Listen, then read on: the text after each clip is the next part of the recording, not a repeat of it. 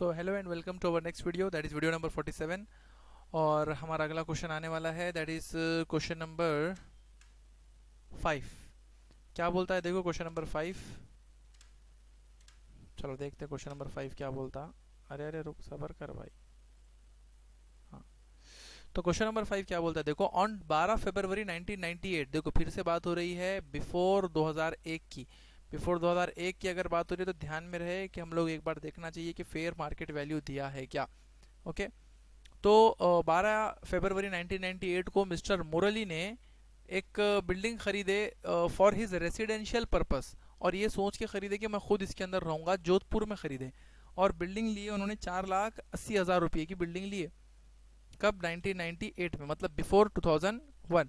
On 16 September 2019 he sold the property. और उन्होंने क्या किए, 16 सितंबर 2019 को प्रॉपर्टी को बेच दिए फॉर 37,50,000, 37,50,000 में बेच दिए।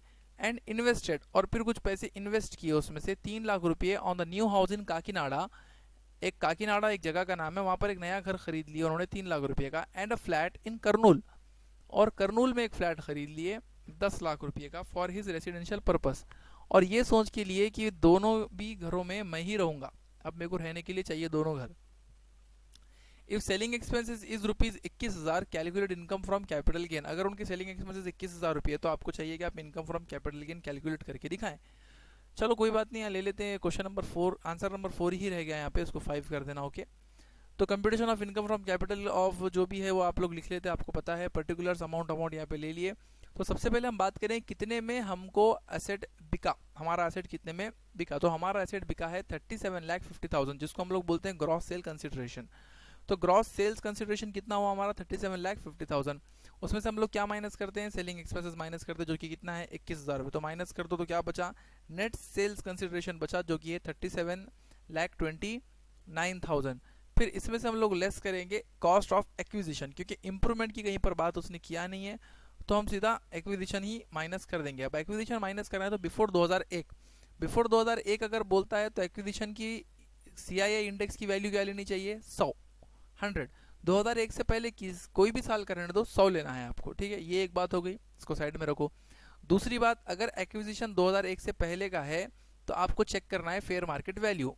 अगर फेयर मार्केट वैल्यू देता है 1 अप्रैल 2001 की, तो आपको फिर कंपेयर करना है और दोनों वैल्यूज में लेना है विच एवर इज मोर। ये बात डिटेल में जानने के लिए आप लोग पीछे का वीडियो देखो। जो लोग डायरेक्टली ये वीडियो देख रहे हैं, इस बात को डिटेल में जानने के लिए पुराना वीडियो देखो। फिलहाल के लिए हम लोग देखेंगे कि 1998 का जो हमारा एक्विजिशन है वो 2001 से पहले का है, और हम लोगों को फेयर मार्केट वैल्यू दी हुई नहीं है, तो वो रूल हमारे ऊपर इम्प्लीमेंट ही नहीं होता। तो इसलिए हम लोग सीधा ले लिए 4,80,000 रुपये इनकी कॉस्ट ऑफ एक्विजिशन, गुनीले ट्रांसफर ईयर का इंडेक्स, इस ईयर में इन्होंने एसेट को बेचे, भागीले एक्विजिशन ईयर। एक्विजिशन ईयर 1998 है, जो कि 2001 से पहले का है। तो 2001 से पहले सबकी वैल्यू क्या रहेंगी, 100 रहेंगी। तो 4,80,000 गुनीले 289 भागीले 100, तो इसकी वैल्यू आती है 13,87,200 रुपये। तो 13,87,200 रुपये बनता है इसका इंडेक्स्ड कॉस्ट ऑफ एक्विजिशन। तो ये आ गया 13,87,200 रुपये। अब इसमें से हमने क्या किया, 13,87,200 रुपये नेट सेल्स कंसिडरेशन में से माइनस कर दिए। तो क्या मिल गया हमको, gross income from capital gain. वो कितना है, 23,41,800 रुपये। तो 23,41,800 रुपये हम लोगों को gross income from capital gain मिला। मगर आज पहली बार डिडक्शन आया है, और क्या बोलता है डिडक्शन, आओ जरा देखेंगे अपन। डिडक्शन दिया मैंने इनको 10 लाख रुपयों का। किस बेसिस पे दिया हमने डिडक्शन, देखेंगे आओ। Deduction under section 54 can be claimed. Deduction under section 54 अपन क्लेम कर सकते इफ, अगर there is a transfer of long term residential house. Deduction हम लोग क्लेम कर सकते हैं 54 के अंडर में।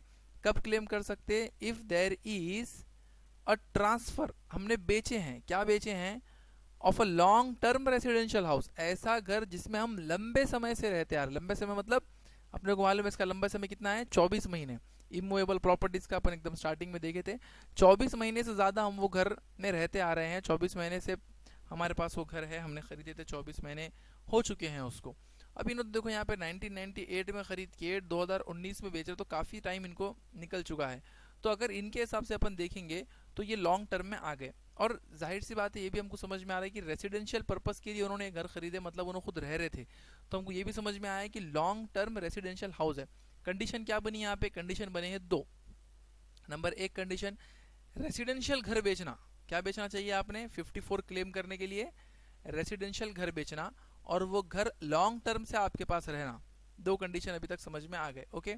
एंड द कंसिडरेशन अमाउंट, और जो कंसिडरेशन के नाम पे आपको पैसा मिला है ना, ये जो भी मिला, जो भी पैसा आपको मिला है, is use for the purpose for the purchase और construction of a new residential house.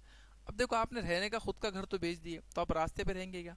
नहीं रहेंगे। आप एक दूसरा घर ले लिए, तो जितने रुपयों का आपने वो घर लिए, उतने रुपयों का आपको डिडक्शन मिल जाएगा। फॉर एग्जाम्पल, श्रीनगर में मेरा घर था, श्रीनगर में मेरा घर था, मेरे पास वो घर जो है 2003 से मेरे पास है। 2003 से लेके अब तक काफ़ी साल हो गए, लॉन्ग टर्म में आ गया। घर था मेरा, खुद मैं रहता था वहाँ पे। तो वो घर मैंने क्या किया, 1 लाख रुपए में लिया था। मान लो फॉर एग्जाम्पल, इस बार मैंने उसको 10 लाख रुपए में बेच दिया, और 10 लाख रुपए में मैंने वो घर बेच दे के श्रीनगर छोड़ करके राज कॉर्नर पे एक घर ले लिया, और वहां पर एक घर ले लिया मैंने 8 लाख रुपयों का।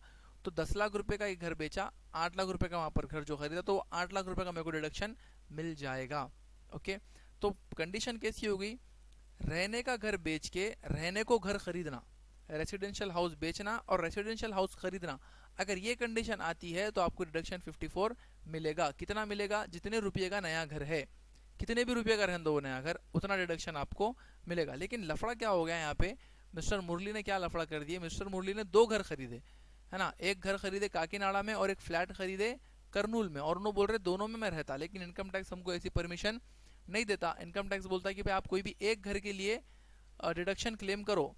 तो आप मेरे को बोलो, अगर डिडक्शन क्लेम करना है तो आप कितने रुपए का क्लेम करना पसंद करेंगे? 3 लाख रुपए का या 10 लाख रुपए का?